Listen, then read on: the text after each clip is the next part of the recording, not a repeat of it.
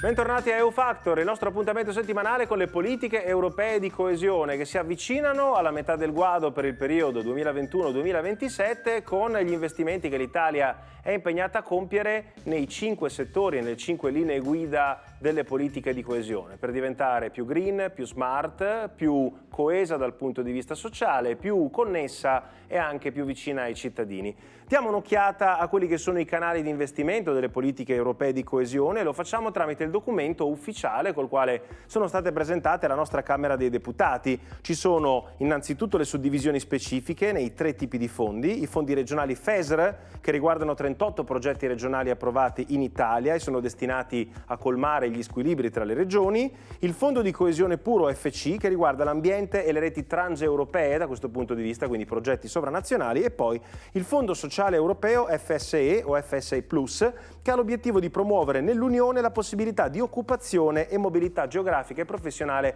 dei lavoratori, destinata soprattutto alle regioni che risultano più indietro dal punto di vista economico. Nel documento c'è anche un grafico che riassume come l'Italia abbia ricevuto più soldi in questa fase della gestione, 6 miliardi in più rispetto al periodo 2014-2020, e anche come vengano suddivisi sulla base delle condizioni economiche delle varie regioni. Come potete vedere nella mappa europea, la zona centrale della Germania, l'Austria e tutto il nord-centro Italia sul versante tirrenico sono considerate regioni altamente sviluppate, al pari della Svezia, della Danimarca e ad esempio di alcune regioni della Francia, tra cui quella di Parigi, ma c'è anche il nord della Spagna. Le regioni in maggiore difficoltà invece sono quelle del sud e le isole, Sardegna e Sicilia, possiamo rivederle bene sulla mappa, insieme a tutta la fascia est europea, con alcune eccezioni, ad esempio in Polonia c'è una regione industriale altamente sviluppata, una di quelle che corrono di più in Europa, e anche la regione meridionale della Spagna.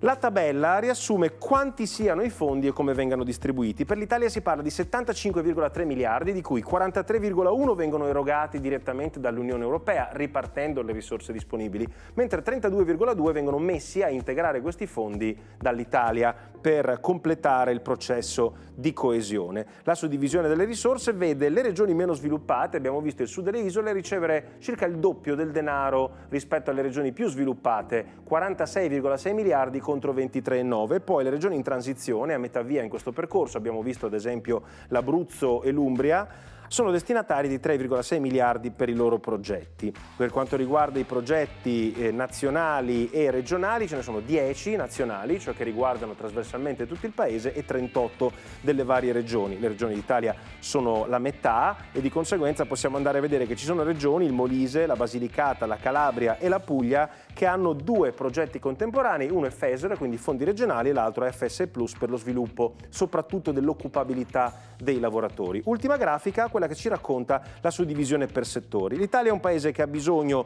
di ricerca e innovazione per la transizione verde e digitale, qui vanno 5,6 miliardi, ha bisogno di contribuire all'occupazione femminile e giovanile, 5 miliardi, e poi per la lotta alla povertà e l'inclusione altri 4 miliardi di euro. Poi naturalmente ci sono tutte le altre voci disponibili.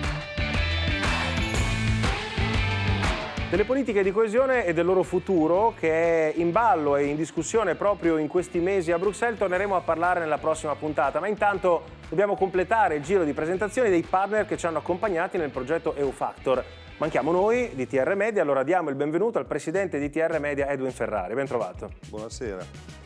Come mai un network televisivo regionale decide di parlare di argomenti tanto più grandi, addirittura continentali, come le politiche europee di coesione? TR Media nasce nel 2017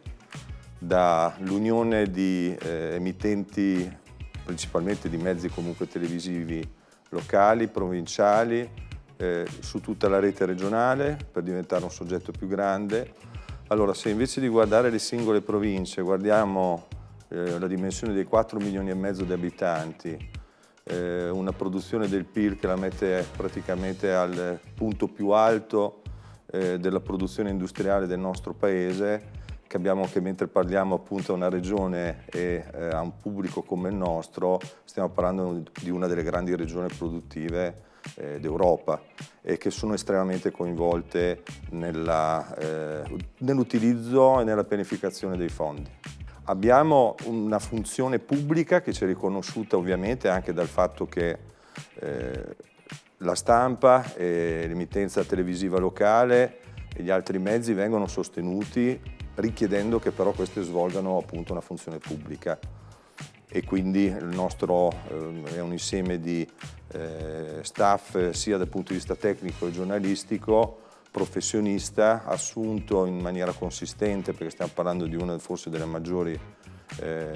centrali di formazione e di produzione di contenuti giornalistico che servono e che di fatto rappresentano un servizio pubblico per il nostro territorio. La produzione dei contenuti che noi tra storie e pillole di coesione insomma rendiamo regolarmente ogni settimana, che è un mestiere complesso, no? Che bisogna saper fare. È un mestiere complesso di cui noi siamo orgogliosi perché TR Media ha una storia di produzioni originali molto vasta, del tutto paragonabile a quelli che possono essere i player network a livello nazionale. La stessa scatola televisiva è diventato un hub di carattere digitale, quindi in realtà mentre pensavamo a una televisione che fosse per un'utenza più tradizionale, anziana, che sta chiusa in casa, forse le nostre lenti di qualche anno fa non erano così messe a fuoco per vedere che invece quello che è il nostro valore sono appunto le produzioni video. E le produzioni video in questo momento sono un linguaggio che più viene cercato, che più viene richiesto, soprattutto anche dai giovani, e anche per una comunicazione che sia il più possibile fruibile in tutte le condizioni. Ovviamente c'è il sito eufactor.it, ci sono i nostri canali social, c'è YouTube per vedere tutte le nostre produzioni, le storie e le pillole anche radiofoniche con Radio Area, però allora parliamo di questo pubblico televisivo che ha seguito attraverso il network TR Media. Che pubblico è? Che messaggio possiamo mandare loro attraverso questa particolare iniziativa? Pensiamo solamente alle 4.000 aziende che sono partner di TR Media, che investono nella loro comunicazione e che in realtà possono essere esattamente anche quelli che possono conoscere le opportunità che possono dare i fondi europei,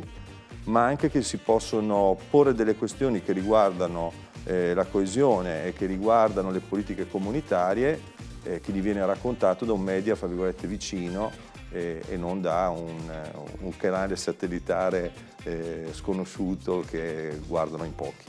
Allora continueremo con convinzione e con impegno la nostra missione. Intanto ringraziamo Edwin Ferrari, presidente di TR Media, e vi diamo appuntamento alla prossima settimana con la prossima pillola di coesione.